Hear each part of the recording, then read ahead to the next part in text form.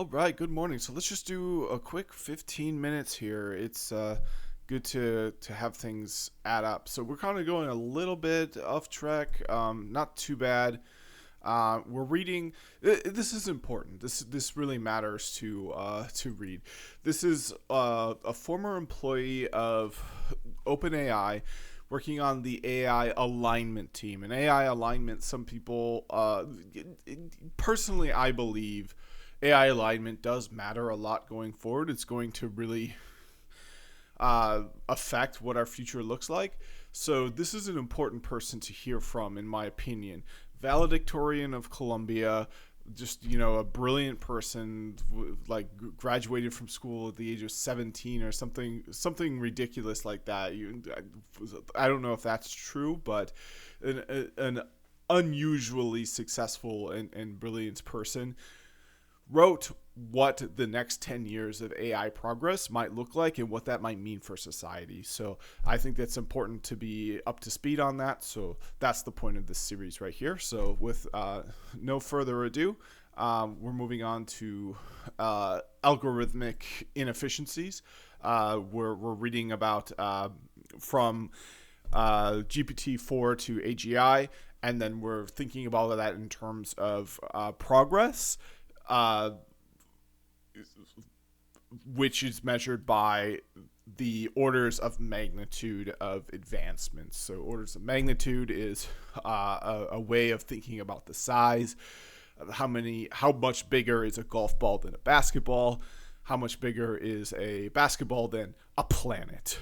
When you think of it that way, a golf ball and a basketball are kind of the same size, but a basketball is many more orders of magnitude larger than a golf ball.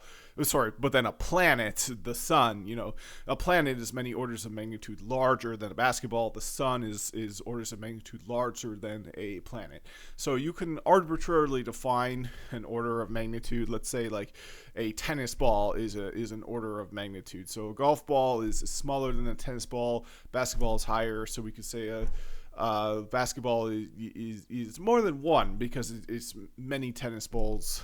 If you would put all tennis balls together, you would need more than one tennis ball to represent the size of a basketball.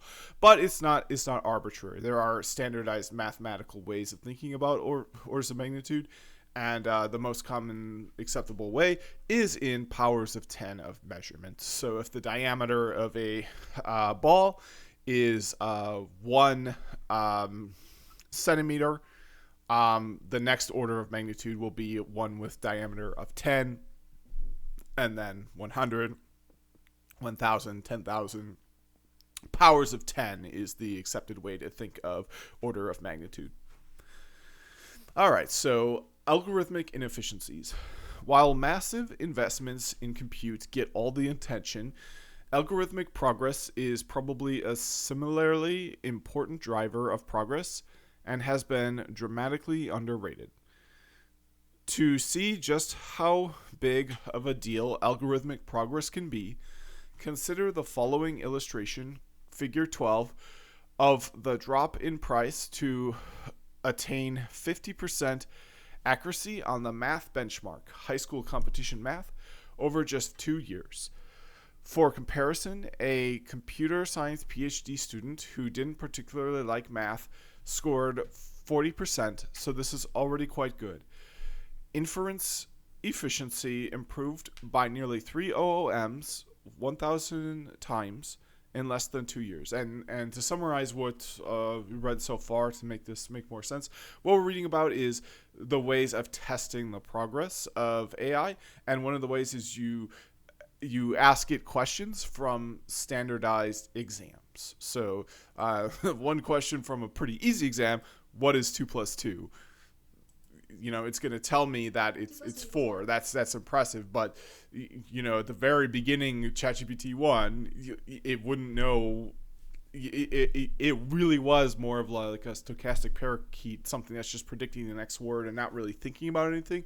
So there, it might say dragon, butterfly, or it might say math. It might say 2 plus 2 is math. And it's like, well, It is, but I'm that's not what I'm asking you. I'm asking you to complete the equation. So, now it does this on steroids. It can answer questions from some of the most difficult academic assessments we have. The LSAT that's required to get into law school, the MCAT that's required to be a doctor, the GRED that's required to get into higher education beyond just a bachelor's degree, a master's degree program, a PhD program. You have to take the GRED to test your general knowledge. SAT, high school exams, and basically where we're at now is any high school exam, the SAT, even more difficult exams from competitions, it's now able to do better or at least as good as some of the brightest high schoolers around the country, and it's getting to a point where it's able to keep pace or outcompete with college students as well. And the idea is, imagine what happens when it's now better than researchers, and you ask it an unknown problem in mathematics or whatever field you would like, and it does the research and it tells you the answer. Imagine a world like that. I can imagine that pretty easily. Imagine the results of that. If you think about your own health, what can it tell you to do that it will know from running its own experiments in psychology, running its own experiments in nutrition, in exercise science, where not only does it know exactly what you need to do, it can give you instructions for doing it in a way that it knows you will actually understand and implement these things that are what you need to do to be healthier. That's kind of where my mind goes when I think about that.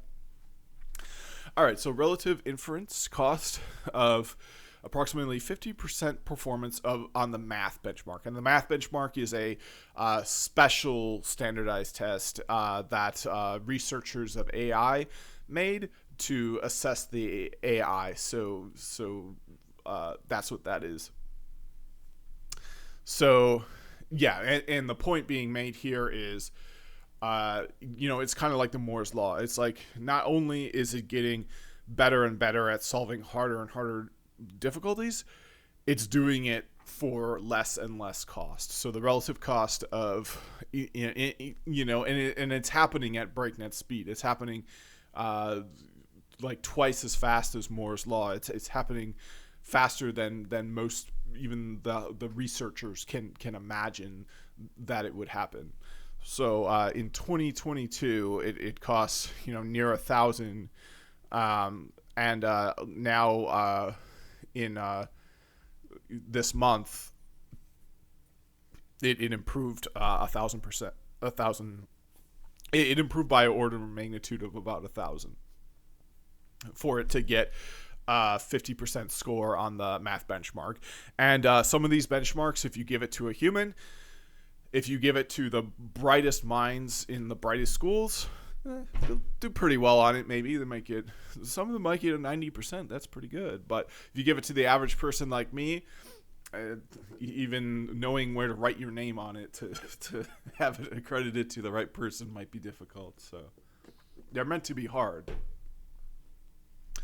Though these are numbers just for inference efficiency, which may or may not correspond to training efficiency improvements, where numbers are harder to infer from public data, they make clear there is an enormous amount of algorithmic progress possible and happening. So figure 12, rough estimate on relative inference cost of obtaining 50% score on a benchmark assessment that uses math problems, like really difficult math problems that the average person really could not do well on.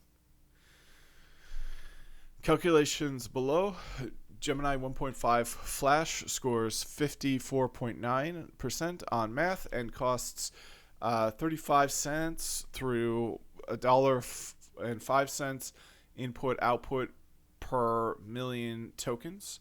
GPT-4 scored 42.5 5% on math pre-release and 52.9% on math in early 2023, and cost $30 to $60 input/output per million tokens. That's 85 times slash 57 times input/output more expensive per token than Gemini 1.5 Flash.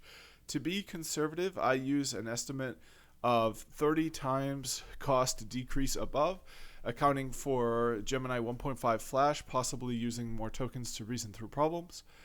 Minerva 54DB scores 50.3% on math using majority voting among 64 samples. A knowledgeable friend estimates the base model here is probably 2 to 3 times more expensive to inference than GPT-4, and it's not ChatGPT, it's GPT. It's the underlying technology. So when that's used, it means that a researcher is probably doing these, which is important to note, because ChatGPT-4 is meant to be used by just the average person, but the underlying technology is the subject of vigorous research by some of the brightest mathematical minds, and by PhDs. So it's quite a difference. However, Minerva seems to use, and the other thing is that's what's going to change over time too. It'll be available to less and less of a sophisticated person like me.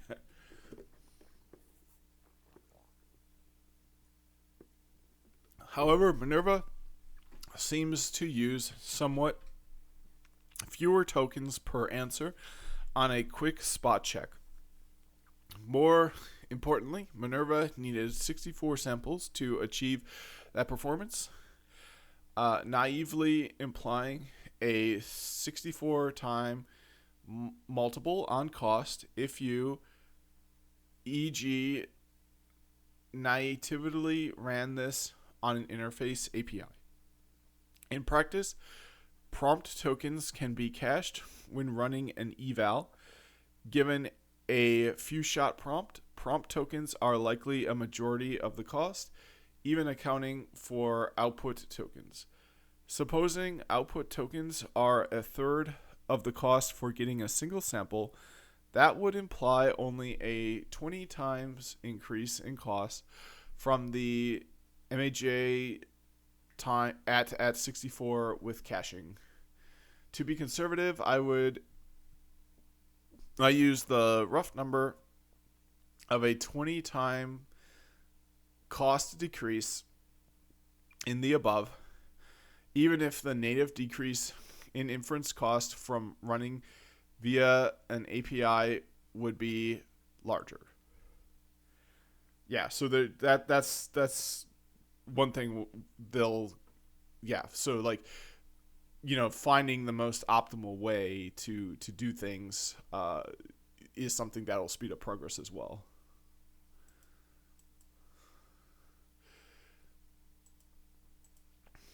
All right, so about 2 minutes here. You know what? This is a natural stopping point. So, really short one today. It's important to get those short wins in. That's how it adds up. Could have optimized my time better this morning, but it's the morning, so just kind of hanging out. So, 13 minutes is good for me. So, thanks for watching, and see you in the next one.